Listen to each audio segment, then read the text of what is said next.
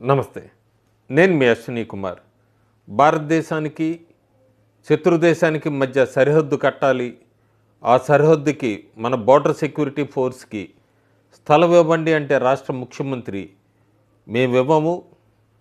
Security సరిహద్దు నుంచి 15 కిలోమీటర్లు ఉండాలి, 50 కిలోమీటర్లు కాదు అంటూ కేంద్ర హోంశాఖకి అల్టిమేటం పెడుతూ భారతదేశం శాంతి భద్రతలకి విఘాతం కలిగిస్తూ అక్రమంగా వచ్చిన చొరబాటుదారులకి వాళ్ళ పక్షాన మాట్లాడడం ఒకే ఒక్క ముఖ్యమంత్రికి చెల్లుతుంది, ఒక మహిళా ముఖ్యమంత్రి.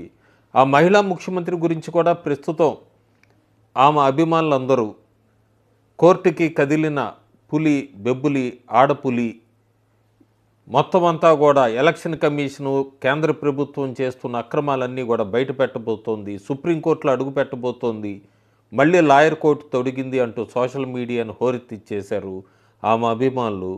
దేశ శాంతి భద్రతలనే ఒక నెడుతూ ఆమె అక్రమంగా వచ్చిన వాళ్ళ పక్షాన మాట్లాడుతున్న ఆ మహిళ, నేను మాట్లాడుతున్న మహిళ ఎవరో కాదు, బెంగాల్ ముఖ్యమంత్రి మమతా బెనర్జీ. ఆవిడ పూర్తిగా అమిత్ షాని డైరెక్ట్ చేస్తున్నారు. ఫెన్సింగ్ నుంచి 50 కిలోమీటర్లని మీరు ఎట్లా డిక్టేట్ చేస్తారు, 15 కిలోమీటర్లు ఒకే ఉండాలి, రోల్ బ్యాక్ చేయండి అంటూ కూడా కేంద్ర హోంమంత్రికి అల్టిమేటం ఇవ్వటం.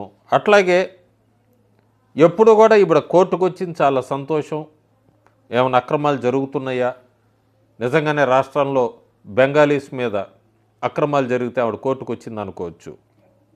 ఆవిడ కోర్టుకు రాగానే బార్ అండ్ బెంచ్ పూర్తిగా కూడా ఆమెని, మమతా బెనర్జీని ఎక్స్పోజ్ చేసింది ఒక్కసారి ఫేక్వన్నీ కూడా. ఎందుకంటే ఆమె ఒకసారి మెంబర్ ఆఫ్ పార్లమెంట్గా ఉన్నప్పుడు తన లిస్ట్లో పిహెచ్డి అని పెట్టుకునేది ఎడ్యుకేషనల్ క్వాలిఫికేషన్స్లో.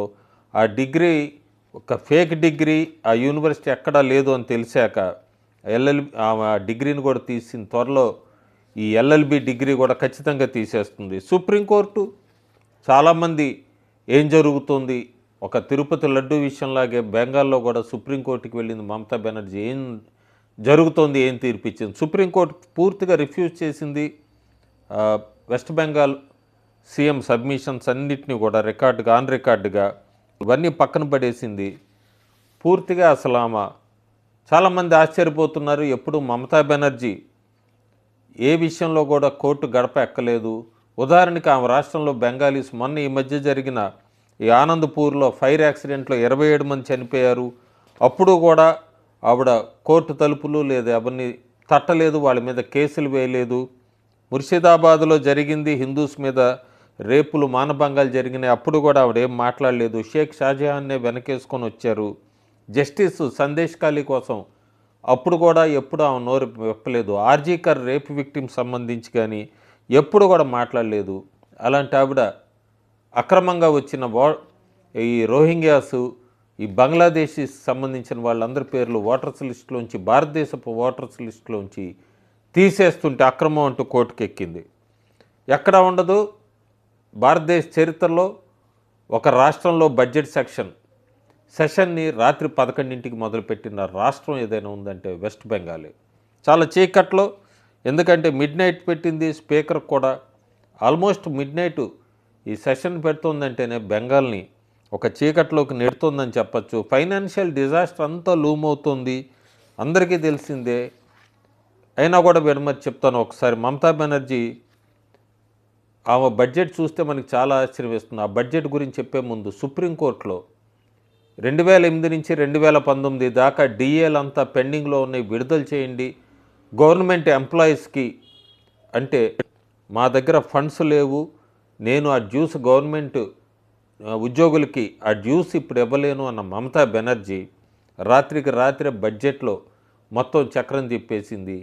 ఎన్నికల హామీ కూడా 1500 రూపాయలు నిరుద్యోగ భృతి కింద ఇస్తాను 21 నుంచి 40 ఏళ్ళ మధ్య ఉన్న వాళ్ళందరికీ కూడా అని ఎట్లా ఫూల్ చేస్తుందంటే రాహుల్ గాంధీ బాటలోనే అబ్బ హోగయా న్యాయ్ అంటూ. మమతా బెనర్జీ చాలా క్లియర్గా ఆ ఫండ్స్ లేవంది. అప్పటికే సుప్రీంకోర్టు మార్చి 31 లోపల పెండింగ్ డ్యూస్లో 25% ఖచ్చితంగా వాళ్ళకి ఇవ్వాలి అంది. అదే దాదాపు 10,000 కోట్ల పైన ఉంటుంది. ఈ 10,000 కోట్లు మార్చి 31 లోపల మమతా బెనర్జీ ఎక్కడి నుంచి తీసుకొచ్చి ఆ పెండింగ్ డ్యూస్ కడుతుందనేది మనం వేచి చూడాలి. ప్రస్తుతానికి ఆ బడ్జెట్ సహజంగా బడ్జెట్స్ అంటే మారల్ డాక్యుమెంట్స్ అంటారు. రాష్ట్ర ప్రభుత్వానికి వాల్యూస్కి ప్రతిబింబం ఈ బడ్జెట్స్, రాష్ట్ర బడ్జెట్లన్నీ పెట్టేటప్పుడు. పూర్తిగా వెస్ట్ బెంగాల్ బడ్జెట్ చూస్తే మనకి చాలా ఆశ్చర్యం వేస్తుంది. మైనారిటీ అఫైర్స్ అట్లాగే మదర్సా ఎడ్యుకేషన్కి 5,713 కోట్లు బడ్జెట్కి ఇచ్చింది. వీటికి సంబంధించి మైనారిటీ అఫైర్స్కి 2011లో చూసుకుంటే మనం ప్రొజెక్టరీ దీనికి సంబంధించి అప్పుడు కేవలం 470 కోట్లు ఉండేది. ఫైనాన్షియల్ ఇయర్ 2026-27కి వచ్చేటప్పటికి 5,700 కోట్లు, అంటే 1100% పైన ఈ ఒక్క సెక్టర్కే బడ్జెట్ ఇంక్రీజ్ చేసింది. ఆల్మోస్ట్ ఇది ఒక 39 క్రిటికల్ సెక్టర్స్ కన్నా కూడా దీనికి సంబంధించిన బడ్జెట్ ఎక్కువ. ఎందుకంటే ఖచ్చితంగా చెప్పచ్చు ఎపీజ్మెంట్ పాలిటిక్స్ అని చెప్పచ్చు. డేటా చాలా క్లియర్గా చెప్తుంది. ఇన్ఫ్రాస్ట్రక్చర్ డెఫిసిట్ చూసుకుంటే మనం మైనారిటీ అఫైర్స్కి 5,700 కోట్లు ఇస్తే పవర్కి 5,300 కోట్లు ఇచ్చింది. ఈ పవర్ ఇండస్ట్రీస్ అన్నిటికీ ఎంత ముఖ్యమో అందరికీ తెలిసిందే. దానికి కేవలం 5,000 కోట్లు ఇచ్చింది. ఇరిగేషను, వాటర్ బేసు రైతులకి చాలా ముఖ్యమైంది, 4,000 కోట్లే. ట్రాన్స్పోర్టు అంటే కనెక్టివిటీ అన్నిటికీ, ఆ ట్రాన్స్పోర్ట్కి 2,000 కోట్లు. ఇంకా మనం ఫ్యూచర్ డెఫిసిట్ చూసుకుంటే టెక్నికల్ ఎడ్యుకేషను, స్కిల్ డెవలప్మెంట్కి 1,400 కోట్లు, ఐటీ అండ్ ఎలక్ట్రానిక్స్ కేవలం 217 కోట్లు, ఇండస్ట్రీకి, కామర్స్కి 1,483 కోట్లు. సో చాలా క్లియర్గా చెప్తుంది బడ్జెట్. ఈ క్లియర్గా ఒక స్పెసిఫిక్ డెమోగ్రఫిక్ వాళ్ళకు ఉపయోగపడేటు ఈ స్కిల్, ఎంప్లాయ్మెంటు, ఈ యూత్కి వీళ్ళందరికన్నా కూడా వెల్ఫేర్ ఇంబ్యాలెన్స్ కనుక చూసుకుంటే మనం చాలా క్లియర్గా తెలుస్తుంది. సోషల్ వెల్ఫేర్ కన్నా కూడా మైనారిటీ అఫైర్స్కి ఎంత ఎక్కువ ఇచ్చిందని. ఉదాహరణకి ట్రైబల్ డెవలప్మెంటు 1,234 కోట్లు, డిజాస్టర్ మేనేజ్మెంటు 3,119 కోట్లు, ఎందుకంటే సైక్లోన్ ప్రోన్ స్టేటు. నార్త్ బెంగాల్ డెవలప్మెంట్ కేవలం 920 కోట్లు. ఇదంతా కూడా రిసోర్స్ ఎలొకేషన్ అంతా కూడా మనం చెప్పచ్చు జీరో సమ్ గేమ్ అని. పూర్తిగా టెక్నికల్ ఎడ్యుకేషను, ఇరిగేషన్ ర్యాంకింగు వీటన్నిటికన్నా కూడా మైనారిటీ అఫైర్స్కి ఎక్కువ ఇచ్చిందంటేనే ప్రయారిటైజ్ ఎక్కడో అర్థమవుతుంది. పొలిటికల్ కాన్స్టిట్యూషన్స్, ఈ కాన్స్టిట్యూయన్సీస్ అన్నిటికీ కూడా creation of future economic assets కన్నా ఎక్కువ ఈ పొలిటికల్కి సంబంధించిన అపీజ్మెంట్స్కే ఆమె విడుదల చేసిందంటేనే అర్థమవుతుంది. రాష్ట్రం ఏమైపోయినా పర్వాలేదు, అధోగతి పాలైనా పర్వాలేదు, నాకు వీళ్ళ ఓటు బ్యాంక్ కావాలి, వీళ్ళు నాకు ముఖ్యము, మైనారిటీలు, మదర్సాసుని చాలా క్లియర్గా అంత బడ్జెట్ బహుశా భారతదేశంలో ఏ రాష్ట్రం కూడా అంత ఇవ్వలేదు అనుకుంటాను. పోనీ ఆవిడ అంత బడ్జెట్ రిలీజ్ చేసినా కూడా ఒక చిన్న వీడియో క్లిప్ లేదా ఇమేజ్ ట్రై చేస్తాను. ముస్లిం మహిళలు చాలా క్లియర్గా చెప్తున్నారు, మాకు అసలు ఏమొద్దు, ఇది లక్ష్మీ బంధన్ మనీ కూడా వద్దు, మాకు మమతా బెనర్జీ నుంచి 1,000 రూపాయలు ఇవేం మాకు అవసరం లేదు, మాకు చదువు కావాలి, ఉద్యోగ అవకాశాలు కావాలి, మేము ఈ 1,000 రూపాయలు నెలకి ఇచ్చిన వీటన్నిటికీ మేము మమతాకి ఈసారి ఓటేయమని ముస్లింలే పబ్లిక్గా రోడ్డు మీదకి వచ్చి చెప్తున్నారు బెంగాల్లో. తృణమూల్ కాంగ్రెస్కి చాలా బాగా తెలుసు ఈసారి చాలా టఫ్ ఫైటు, ఓడిపోవచ్చు, ప్రస్తుతానికి ఓడిపోతున్నారనే అంచనాలకైతే వస్తున్నారు ఇంటర్నల్గా వాళ్ళ సర్వే ప్రకారం. అందుకే అన్లాఫుల్ యాక్టివిటీస్ కూడా రెడీ అయిపోయింది తృణమూల్ కాంగ్రెస్ పార్టీ. ఉదాహరణకి ఈ ఫెన్సింగ్ బార్డర్ దగ్గర బీఎస్ఎఫ్ వాళ్ళది డిక్లైన్ చేయటం, అలాగే ఈ టీఎంసీ వాళ్ళు సార్ ప్రాసెస్ నడుస్తుంటే ఎన్నికల సంఘం సంబంధించి వాటన్నిటికీ ప్రాబ్లమ్స్ క్రియేట్ చేయటం, అట్లాగే ఆన్గోయింగ్ ఈ రైడ్స్ జరగబోతుంటే ఇంపార్టెంట్ ఫైల్స్ ఇవన్నీ కూడా డైరెక్ట్గా ఈడీ దానికి సంబంధించి అక్కడ అటాక్ చేసి వాళ్ళ నుంచి ఫైల్స్ ఇవన్నీ తీసుకొని వెళ్ళటం. చాలా మార్పు కనబడుతోంది బెంగాల్లో.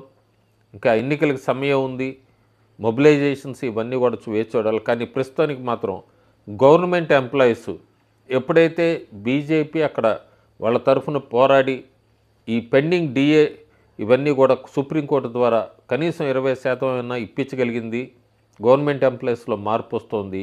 గవర్నమెంట్ ఎంప్లాయీస్ అందరూ కూడా కొద్దిగా బీజేపీ వైపుకి స్వింగ్ అవుతున్నారు. ఆల్మోస్ట్ 2019లో గవర్నమెంట్ ఎంప్లాయీస్ ఎట్లా టీఎంసీ వైపు బీజేపీ వైపు వేశారో టీఎంసీ క్యాంటీగా మళ్ళీ అదొక స్వింగ్ మనం చూడబోతున్నాము ప్రస్తుతం 2026లో. అప్పటిదాకా టీఎంసీ ఈ లక్ష్మీ బంధన్ యోజన ఇవన్నీ కూడా ఆపచ్చేమో మనం వేచి చూడాలి. కొన్ని స్కీమ్స్ ఎందుకంటే కోర్టు తీర్పిచ్చాక దాని మీద ముందుకెళ్లాల్సిందే. ఒకవేళ ఈ ఫ్రీబీసు ఇలాంటివన్నీ కూడా ఆపిందంటే అటు ఓట్ బ్యాంకు పోతుంది. వీటికి ఈ డిఏ పెండింగ్ జ్యూస్ ఇచ్చినందుకు ఆ ఓట్స్ కూడా స్వింగ్ అవబోతున్నాయి బీజేపీ వైపుకి. మమతా బెనర్జీ చాలా క్లియర్గా కొన్ని ఇంట్రడ్యూస్ చేసింది. అన్ఎంప్లాయ్మెంట్ బాటా ఇదొక ఫ్రీబీ స్కీమ్ అన్ఎంప్లాయిడ్ కానీ ఇందాక చెప్పినట్టుగా 21 నుంచి 40 సంవత్సరాల వరకు అని. ఆమెకు అర్థం కాని విషయం ఒకటే, పూర్తిగా జంజీ యూత్ అందరూ వెస్ట్ బెంగాల్ వాళ్ళందరూ కూడా మాకు ఉద్యోగాలు కావాలి, మాకు ఇండస్ట్రీస్ కావాలి, మాకు ఈ ఫ్రీబీస్ వద్దు అంటూ మొదలుపెట్టారు. అప్పుడే వాళ్ళు ఒకవేళ 2026లో వాళ్ళు ఆమెను పవర్ నుంచన్నా తీసేస్తారు, లేదు ఒక్కవేళ ఆమె గెలిస్తే రాష్ట్రం వదిలి వెళ్ళిపోతారు. అది ఆవిడకి అర్థం కావట్లేదు. పూర్తిగా ఫ్రస్ట్రేషన్లో ఉంది మమతా బెనర్జీ. ఓటమి అంచునుందని చెప్పచ్చు. జనవరి నెలాఖరు వరకు కొన్ని సర్వేలు మమతా బెనర్జీకి అనుకూలంగా ఇస్తున్నారు. కానీ అనుకూలంలో కూడా గతంగా ఇస్తున్న సర్వేల్లో దాదాపు 45 స్థానాలు తక్కువ సాధించబోతోంది. గత ఎన్నికల కన్నా 20-21 కన్నా ఇస్తున్నారు. అప్పుడు 215, ప్రస్తుతం 170 రావచ్చు అంటున్నారు. 294లో 148 ఆఫ్వే మార్కు. రాబోయే రోజుల్లో ఆ నెంబర్ ఇంకా తగ్గబోతోంది. త్వరలోనే మనం బెంగాల్లో కూడా బీహార్, మహారాష్ట్ర ఈ రాష్ట్రాల్లో లాగా తొలిసారిగా బీజేపీ బెంగాల్ సాధించే అవకాశం అయితే దగ్గరలోనే ఉన్నట్టుగా ప్రిడిక్షన్స్ కనబడుతున్నాయి. Thank you.